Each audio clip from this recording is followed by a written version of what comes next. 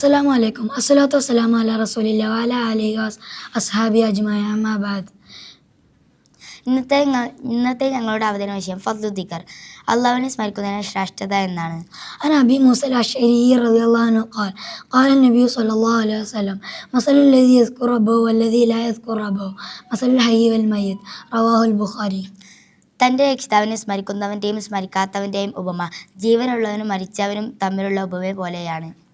عن أبي هريرة رضي الله عنه قال قال النبي صلى الله عليه وسلم يقول الله تعالى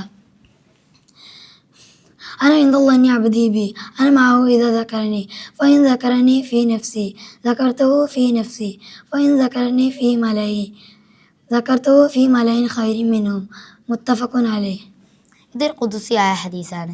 അള്ളാഹു പറയുന്നു, എൻ്റെ ദാസൻ എന്നെ കുറിച്ച് വെക്കുന്ന ധാരണക്കനുസരിച്ചാണ് ഞാൻ അവനോട് പെരുമാറുന്നത്. അവൻ എന്നെ സ്മരിക്കുമ്പോൾ ഞാൻ അവനോടൊപ്പമുണ്ട്. അവൻ എന്നെ മനസ്സിൽ സ്മരിച്ചാൽ ഞാൻ അവനെ എൻ്റെ സന്നിധിയിൽ സ്മരിക്കും. അവൻ ആളുകളുടെ ഒരു സംഗമത്തിൽ എന്നെ സ്മരിച്ചാൽ അതിലും ഉന്നതരായ ഒരു സംഗമത്തിൽ ഞാൻ അവനെ സ്മരിക്കും. عن أبي هريرة رضي الله عنه قال قال رسول الله صلى الله عليه وسلم سبق المفردون قالوا وما المفردون يا رسول الله قال الذاكرون الله كثيرا والذاكرات رواه مسلم. റസൂൽ സല്ലല്ലാഹു അലൈഹി വസല്ലം പറഞ്ഞു, മുഫരിദൂൻ മുന്നേറിയിരിക്കുന്നു. സഹാബികൾ ചോദിച്ചു, അള്ളാഹുവിൻ്റെ ദൂതരെ, ആരാണ് മുഫരിദൂൻ?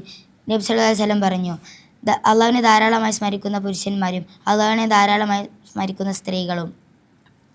മുഫരിദൂൻ എന്നത് ദിക്റിൽ സ്ഥിരത പുലർത്തി അള്ളാഹുവിലേക്ക് പൂർണ്ണമായി മനസ്സ് സമർപ്പിച്ചവരെയാണ് ഉദ്ദേശിക്കുന്നത്.